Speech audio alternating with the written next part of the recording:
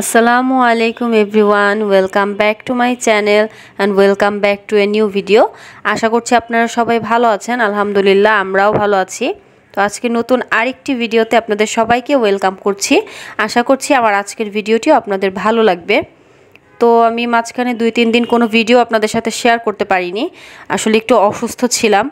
তো আমাদের যাদের আর কি আসলে ঠান্ডা থেকে অ্যালার্জির সমস্যা আছে তারা বিশেষ করে এই কষ্টটা বুঝবেন। মানে এইরকম বৃষ্টির সিজনে একটু বৃষ্টি শুরু হলেই আসলে যেমন ঠান্ডা কাশি সব কিছু একদম একসাথে, মাথা ব্যথা, তো খুব আসলে ঝামেলা হয়ে যাচ্ছিল, যেহেতু এই কয়েকদিন ধরে হচ্ছে একটানা বৃষ্টি চলছে। তো যাই হোক, এখন ভাবলাম যে ঈদের প্রিপারেশনেরও কিছু আপনাদের সাথে শেয়ার করা হয়নি, তো এই ভিডিওটা আমার গ্যালারিতে ছিল, তো ভাবলাম আগে এটাই শেয়ার করি। তো এই যে 2-3 দিন আসলে খুব বৃষ্টি হয়েছে, এটা আর কি সেই 2 দিনের মিলিয়েই করা। তো ওই দিন এই যে এটা কিন্তু দুপুরবেলা, মানে এমন অন্ধকার হয়ে গিয়েছিল আর হুট করে এত বৃষ্টি নেমেছে। তো আসলে এরকম বৃষ্টির ওয়েদারে তো আসলে আমার চা ছাড়া একদমই হয় না। সারা দিনে ওই দিন দেখা গেছে যে প্রায় হয়তো বা 4-5 বারের মতো করে চা খাওয়া হয়েছে।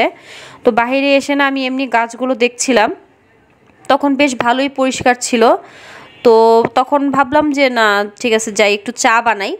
তো চা বানাতে গিয়ে যেতেই মানে এসে দেখে একদম ঝুম বৃষ্টি, আর এত অন্ধকার হয়ে গিয়েছে, মানে তখন মনে হয় 3টার মতো বাজে, কিন্তু রুমের মধ্যে আসলে লাইট জ্বালানো ছাড়া কোনো কিছুই দেখা যাচ্ছিল না। তো কাজকর্ম সব কিছু একদম লাইট জ্বালিয়ে তারপরেই করতে হচ্ছিল, মানে একদম রাতের মতো অন্ধকার নেমে এসেছিল রুমের মধ্যে। আর এখানে এই যে মাশাল্লাহ বৃষ্টি হলে তো বারান্দার গাছগুলোকে দেখতে খুবই প্রাণবন্ত লাগে। তো গাছে বেশ অনেক ফুল এসেছে। তো আমার এই যে গোলাপ গাছ থেকে আমি এই 2টা ফুল ছিঁড়ে আনলাম, এত সুন্দর স্মেল আসছিল। আর দেখে মনে হলো যে আসলে গাছে থাকলে তো এমনিই কয়দিন পর ঝরে যাবে, তো ঘরে নিয়ে রাখলে এটার সৌন্দর্যটাও দেখতে পাবো, আর ঘ্রাণটাও আসলে এত বেশি সুন্দর। তো এরপরে আমি এই যে ফুল 2টা ছিঁড়ে এনে আমি ছোট্ট একটা কাচের শিশির মধ্যে করে আমি এখানে যে আমার অন্যান্য যে ইনডোর প্ল্যান্টগুলো ছিল ওগুলোর পাশেই রেখে দিলাম।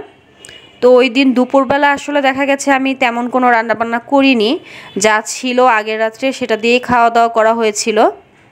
তো এত বৃষ্টি দেখে মনে হলো যে না, দুপুরবেলা যেহেতু খাওয়া হয়নি, সবাই তো মোটামুটি খিচুড়িই খেয়েছে, তো ভাবলাম যে তাহলে রাতের বেলা একটু শর্টকাটে তাহলে খিচুড়ি রান্না করে ফেলি। আর খিচুড়ি আমার ঘরের সবাই অনেক বেশি পছন্দ করে, তো যেই ভাবা সেই কাজ। তো আজকে আমি আবার একটু খিচুড়িটা হচ্ছে মুরগির যে বুকের মাংস, তো ওগুলো দেখা গেছে কি এমনি কেউই খেতে চায় না, ওভাবে খাওয়া হয় না সলিড মাংসটা।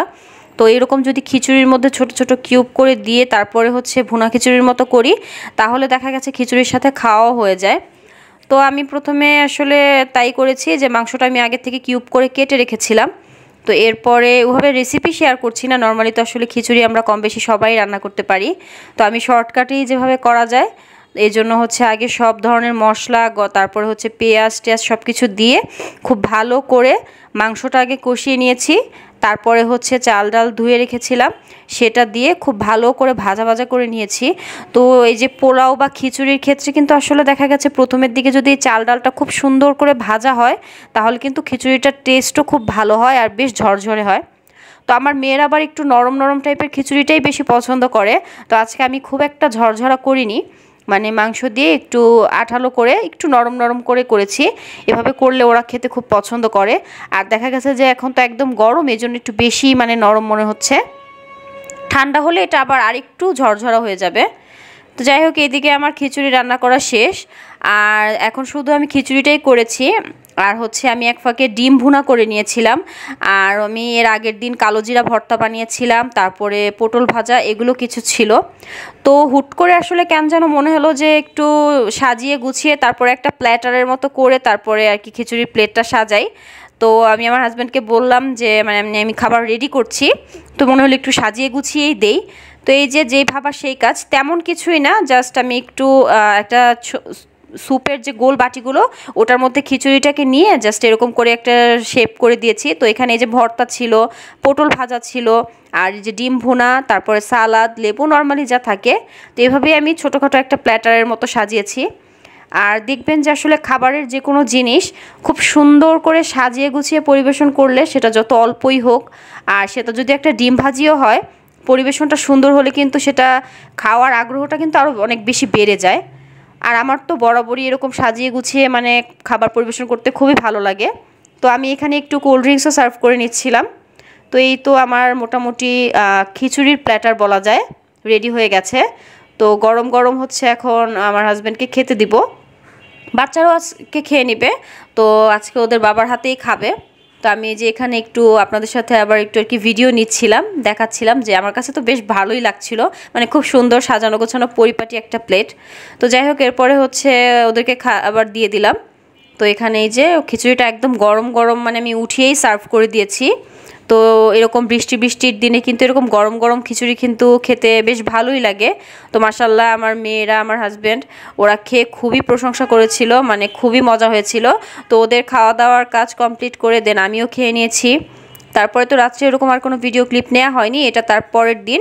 এখানে হচ্ছে আমার হেল্পিং হ্যান্ড যে খালা, উনি চলে এসেছে। তো উনি এসে হচ্ছে ঘরটা মুছে দিয়ে যাবে। আর এদিকে আমি দুপুরের খাওয়া দাওয়া করিয়ে বাচ্চাদেরকে শুয়ে দিয়েছি। তো দুপুরে তো আর ওভাবে কিছু রান্না করতে হয়নি, আগের রাত্রের খিচুড়ি আর ভর্তা তারপর ডিম এগুলো ছিল। তো এগুলো দিয়েই দুপুরে খাওয়া দাওয়া হয়ে গিয়েছে। আর এরপরে দুপুরে খাওয়ার পরে আমি এখানে যে আমার খুব পছন্দের একটা জিনিস জাম মাখা নিয়ে বসেছি। আর এখানে হচ্ছে আমি আমার ভিডিওটা শেষ করছি। আশা করছি ভিডিওটি ভালো লেগেছে। দেখা হবে নেক্সট ভিডিওতে। আল্লাহ হাফেজ, আসসালামু আলাইকুম।